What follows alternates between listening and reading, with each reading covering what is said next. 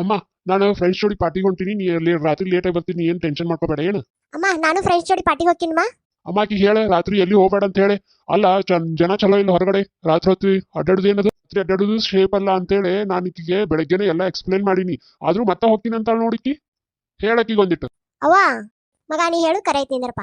ಹೇಳಿಕಿಗೆ ಸ್ವಲ್ಪ ಅರ್ಥ ಮಾಡಿಸು. ರಾತ್ರಿ ಎಂತೆಂತ ಹುಡುಗರು ಬಂದಿರ್ತಾರ ಅಂತ ಹೇಳಿ. ಅಲ್ಲ ಏನ್ಕಿನ ರಾತ್ರಿ ಹೊತ್ತು ಯಾರಿಗೆ ಏನ್ ಜವಾಬ್ದಾರಿ ಇರಲ್ಲ ಏನು. ಆಯ್ತು ನಿಮ್ ಪಾರ್ಟಿಗಳೆಲ್ಲ ಕ್ಯಾನ್ಸಲ್ ಮಾಡ್ಕೊರಿ. ಇದ್ನಿಲ್ಲ ನಿನಗೆ ಬೆಳಗ್ಗೆನ ನನ್ನ ಮಾತು ಅರ್ಥನ ಮಾಡ್ಕೊಂಗಿಲ್ಲ ಒಟ್ಟ. ಕೇಳಿಲ್ ರವಿ, ನಿನ್ ಪಾರ್ಟಿ ಕ್ಯಾನ್ಸಲ್ ಹಾಕಿದಲ್ಲ. ಏನಮ್ಮ ನಾನೇನ್ ಮಾಡ್ದೆ?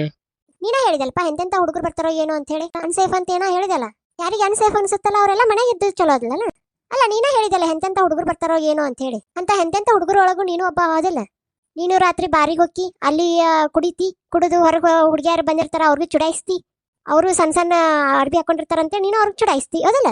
ಡೇಂಜರು ಮತ್ತು ಅನ್ಸೇಫ್ ಅನ್ನೋದು ಐತಲ್ಲ ಎಲ್ಲ ಇರೋದು ಈ ಹುಡುಗರ ಹತ್ರ. ಅವ್ರು ನೋಡೋ ದೃಷ್ಟಿ ಆಗಿರ್ಬೋದು, ಹುಡುಗಿಯರಿಗೆ ಮೇಲೆ ಇಡೋ ದೃಷ್ಟಿ ಆಗಿರ್ಬೋದು, ಅದು ಚೇಂಜ್ ಆಗ್ಬೇಕು.